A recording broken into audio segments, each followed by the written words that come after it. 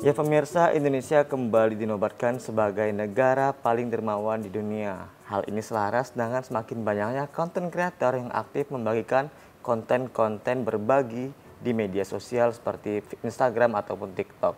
Nah, kali ini saya akan mengajak Anda untuk bertemu salah satu konten kreator dari Medan yang aktif berbagi. Penasaran siapa dia? Yuk ikuti perjalanan saya. Selama 7 tahun berturut-turut, Indonesia menjadi negara paling dermawan di dunia. Menurut laporan World Giving Index yang dirilis oleh Charities Aid Foundation, Indonesia tetap menduduki posisi teratas dalam hal memberi sumbangan kepada sesama, baik melalui donasi uang, waktu maupun bantuan lain. Ini mencerminkan kekuatan budaya gotong royong yang sudah ada dalam diri masyarakat Indonesia. Hal ini membuktikan masyarakat Indonesia peduli terhadap sesama dan menjadi bagian dari nilai-nilai luhur yang dijunjung tinggi. Saat ini tidak sedikit konten kreator yang aktif membuat konten-konten inspiratif dengan berbagi kepada masyarakat kurang mampu.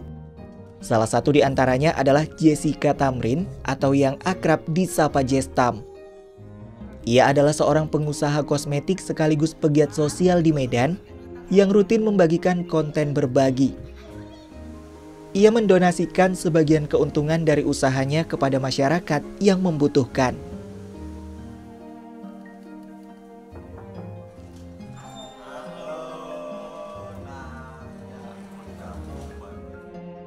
Bagaimana ya kalau kegiatan ini kita terus lakukan? Kalau satu orang saja di Medan begini, kemudian kita menginspirasi ada 10 orang begini di kota Medan. Di kota Jakarta 10 orang lagi. Di kota yang lain 10 orang lagi. Berarti satu hari akan ada 10 orang yang tertolong. Kan seperti begitu ya. Saya juga pernah jumpai satu ojol yang saya tolong. Saya berbagi ke dia. Terus dia juga berbagi ke orang lain lagi. Itulah indahnya berbagi. Jestam memulai usaha kosmetiknya tahun 2015. Sejak 2 tahun belakangan, ia aktif membagikan aksi berbagi ini di media sosial. Bersama timnya, ia menginspirasi banyak orang dengan aksi berbagi. Seperti memborong dagangan dari pedagang kaki lima, membagikan makan siang gratis, hingga mentraktir pengemudi ojek online belanja sembako di minimarket. Konten-konten penuh inspirasi ini berhasil menarik perhatian masyarakat. Hingga kini, ia memiliki 4,2 juta followers di akun TikTok dan 253.000 followers di Instagram.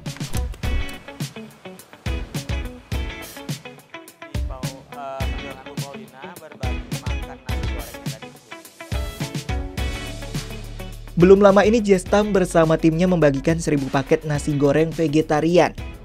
Perempuan usia 30 tahun ini membeli nasi goreng vegetarian dari sebuah restoran vegetarian di kota Medan.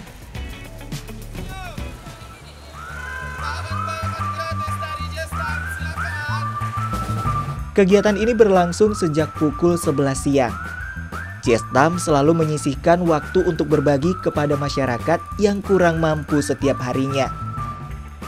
Saya begitu tertarik dengan aksi kebajikan ini.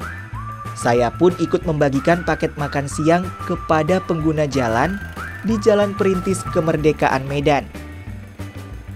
Selain membagikan paket nasi goreng vegetarian kepada pengemudi ojek online, pengayuh becak, dan sopir angkutan umum, saya dan Jestam juga membagikan paket nasi goreng vegetarian ini kepada pejalan kaki yang melintas di Jalan Perintis Kemerdekaan. Dengan penuh semangat, kami memberikan satu persatu paket makanan kepada mereka yang membutuhkan.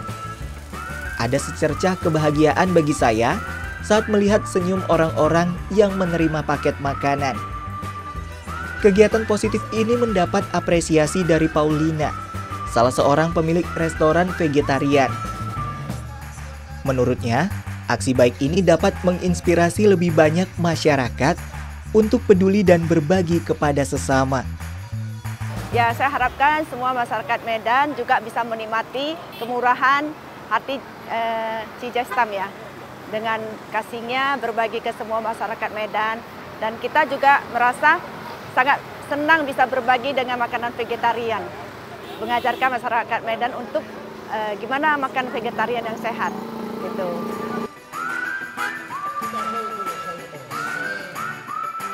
Pemirsa, tanpa terasa 2 jam lamanya aksi kebaikan ini berlangsung. Lewat aksi-aksi sosialnya, Jestam telah membuktikan bahwa tindakan sederhana merupakan cara dalam menunjukkan kepedulian pada sesama.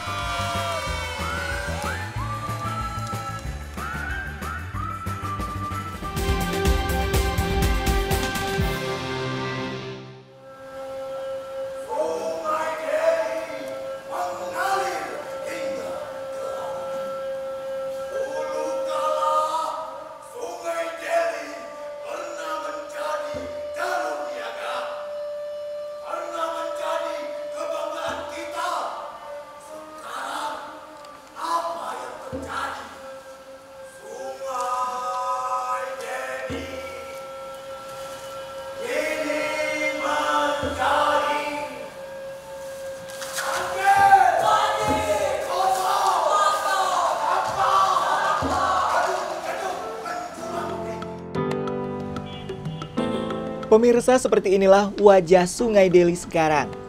Seperti sungai pada umumnya, mengalir dari hulu ke hilir dan menjadi sumber kehidupan masyarakat yang tinggal di sekitarnya. Sungai yang mengalir di kawasan Deli Serdang dan jantung kota Medan ini dahulu menjadi saksi sejarah dan pusat perdagangan di wilayah Kesultanan Deli. Kini kondisinya tampak memprihatinkan. Masih banyak ditemukan sampah di aliran sungai. Adanya penebangan liar, dan masih banyak pula solusi yang tidak terimplementasi dengan bijak.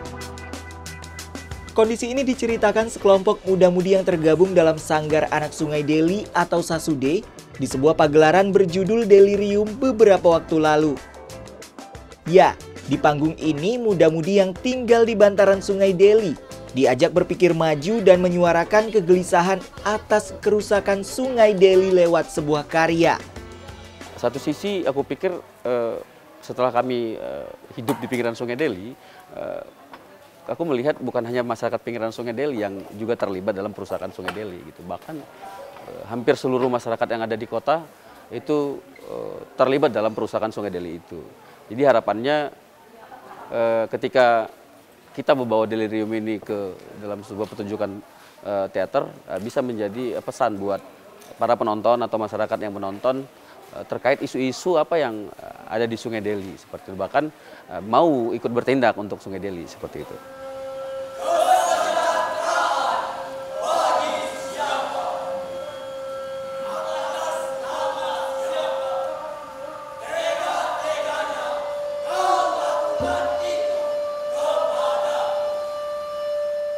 Berlokasi di Taman Budaya Kota Medan, Sasude menampilkan pertunjukan seni teater yang sangat apik.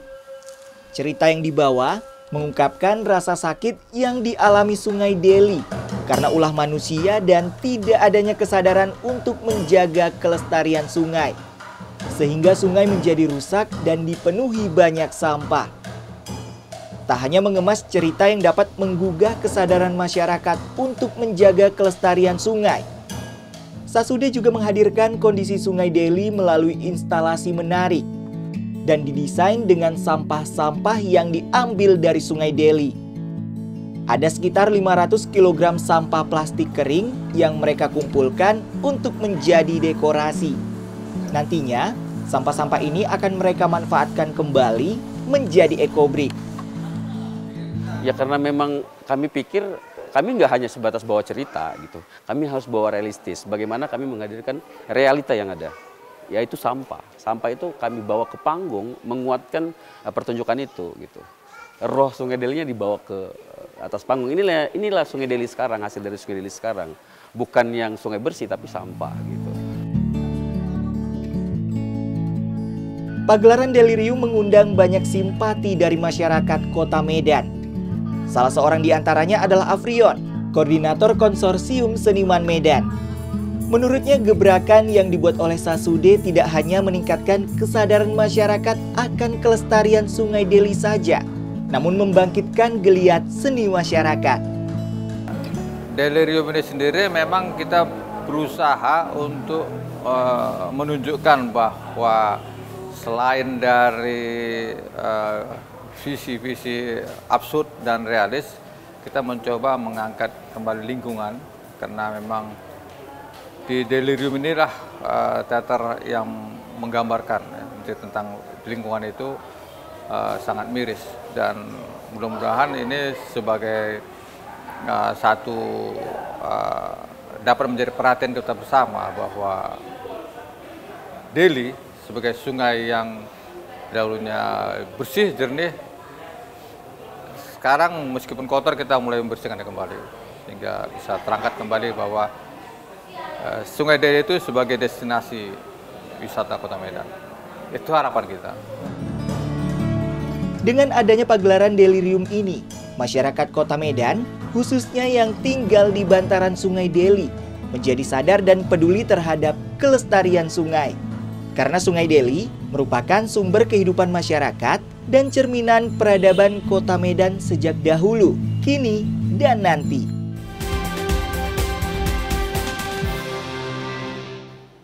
Sekian program Bingkai Sumatera. Saat ini Anda juga bisa menyaksikan program unggulan Daai TV di platform Daai Plus yang bisa diunduh secara gratis. Dan saksikan konten inspiratif serta menenangkan hati dimanapun dan kapanpun. Tetap semangat menyebarkan kebaikan. Saya Winnie Nenggolan pamit. Sampai jumpa.